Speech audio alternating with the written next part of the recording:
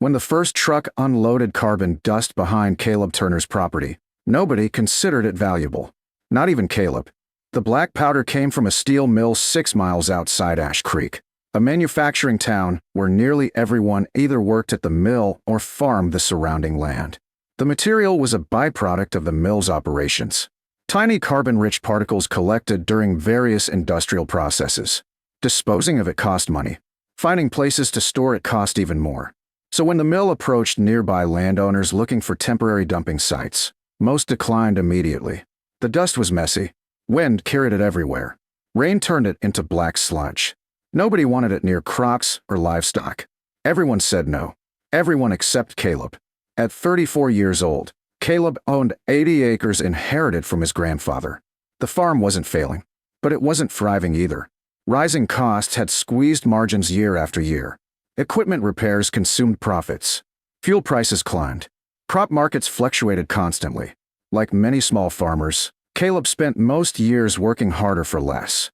So when the steel mill offered a modest monthly payment in exchange for using a remote corner of his property, he accepted. The arrangement seemed simple. The mill would dump carbon dust behind a wooded ridge far from his fields. Caleb would earn extra income. Everyone would move on. At least that was the plan. The first year passed uneventfully. Truckloads arrived every few weeks. Small black mounds accumulated near the tree line. Most people ignored them. But Caleb noticed something interesting. The carbon dust wasn't ordinary dirt. It had unusual properties. The texture felt different. The color was deeper. And unlike many industrial waste products, it wasn't toxic. The mill's environmental reports confirmed it. The material was largely carbon-based residue. Safe, but commercially useless. Or so everyone believed. One evening, while repairing an old hunting knife in his workshop, Caleb found himself staring at one of the black piles through the window. His grandfather had been a hobby blacksmith. Nothing professional.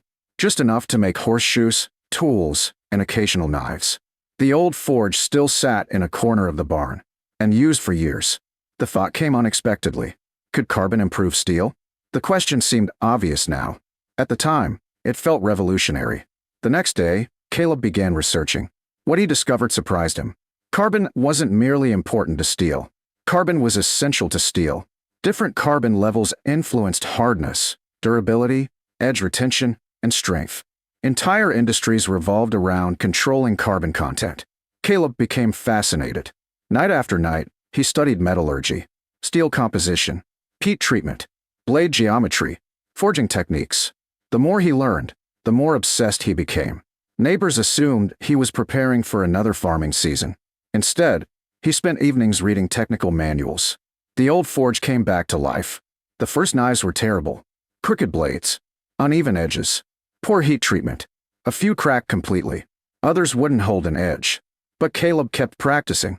Every mistake taught him something. Every failure improved the next attempt. Months turned into years.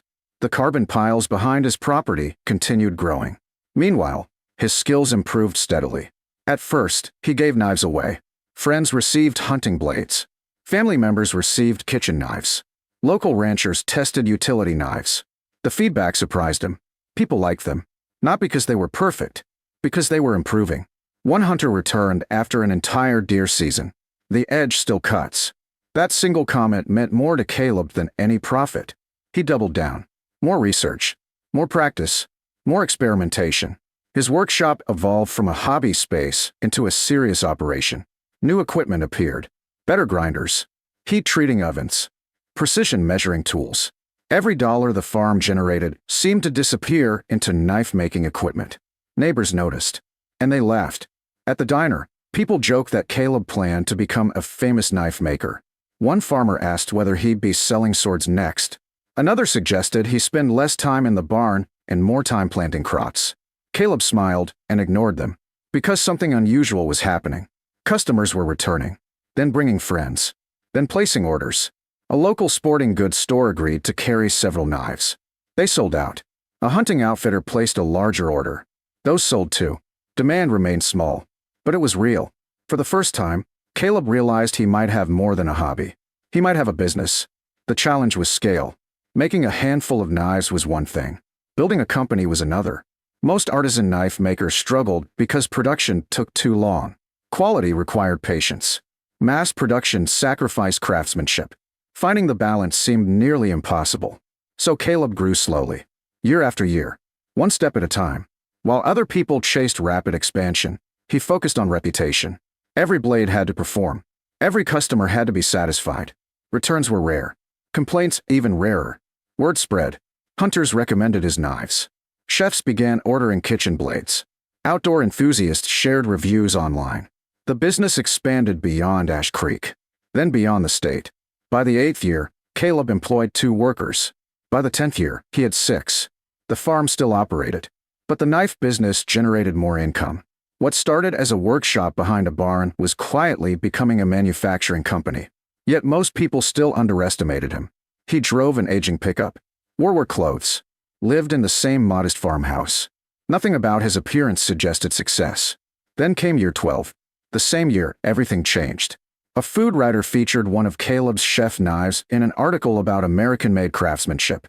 The piece attracted attention. Professional chefs began calling. Specialty retailers requested samples. Orders surged. One morning, Caleb received an email he initially assumed was fake. He read it twice, then a third time. The sender represented a major premium kitchen retailer. They wanted a meeting. A very serious meeting. Weeks later, Caleb sat inside a conference room staring at company representatives discussing nationwide distribution possibilities. The numbers sounded unreal. Volumes he'd never imagined. Exposure he couldn't comprehend. Potential growth beyond anything he'd planned. When the meeting ended, one representative handed him a business card. "We'd like to continue the conversation." Caleb walked outside in a daze. 12 years earlier, people laughed when he started making knives in an old barn. Now one of America's best-known kitchen retailers wanted to discuss carrying them. But while Caleb was trying to process that opportunity, another problem was quietly developing. Back in Ash Creek, the steel mill had new ownership, and the executives reviewing company expenses had just started asking questions about those enormous carbon piles behind Caleb's property. Questions that could threaten the very arrangement that had existed for 12 years. And unlike the neighbors who once mocked him, these executives weren't laughing. The phone call came 3 weeks later. Caleb was finishing a batch of chef knives when the steel mill's new operations manager introduced himself. "We'd like to discuss the carbon storage arrangement." Caleb already knew what that meant. Corporate ownership had arrived. Corporate ownership always looked for ways to increase revenue. And suddenly, the black carbon dust nobody wanted 12 years earlier had become valuable. The meeting took place at the mill the following week.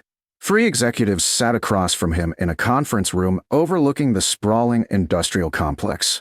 One of them opened a folder. "We've completed a review of several legacy agreements." Caleb nodded. "And the carbon material is attracting interest from industrial recyclers." Another executive slid a report across the table. "We believe we're significantly underpricing the arrangement." The message was clear. The old deal was ending. As Caleb drove home, he wasn't angry, just thoughtful. 12 years earlier, losing access to the carbon dust might have destroyed his plans. Today was different, because the carbon itself wasn't what customers were buying. They were buying craftsmanship, reputation, quality, trust. The carbon had helped start the journey. It wasn't the destination. That realization changed everything. Instead of panicking, Caleb focused on strengthening the business. He secured additional steel suppliers, expanded relationships with metallurgical companies, increased inventory, improved manufacturing processes. If the mill walked away entirely, the company would survive. Meanwhile, discussions with the premium kitchen retailer continued. The retailer was none other than Williams Sonoma. For months, representatives evaluated Caleb's products. They tested blades, reviewed manufacturing standards, inspected facilities, interviewed customers, examined return rates. The process was rigorous, exactly as it should have been. One failed inspection could end everything. So Caleb prepared carefully. The workshop expanded. Quality control systems improved.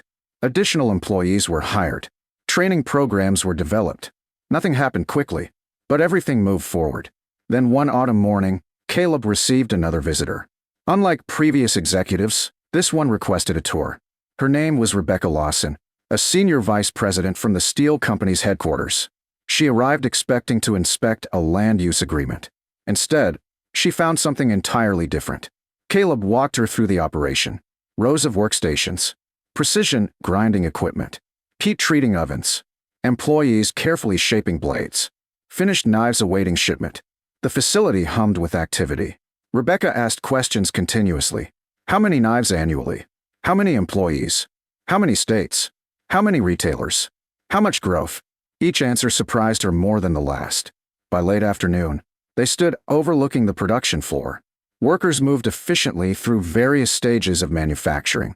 Finished products gleamed beneath overhead lights. This all started in a barn. Rebecca asked. Caleb smiled. Pretty much. And the carbon piles? They helped spark the idea. Rebecca nodded slowly. Then she looked toward the distant ridge where black mounds remained visible. For the first time, someone from corporate headquarters truly understood the story. The carbon dust wasn't merely industrial waste.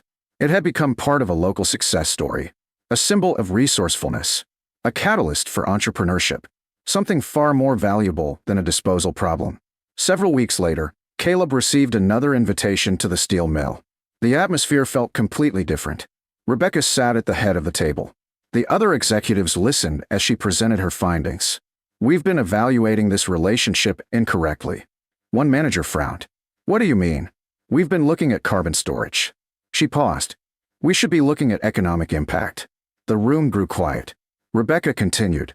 Mr. Turner's company employs local workers. She pointed toward a report.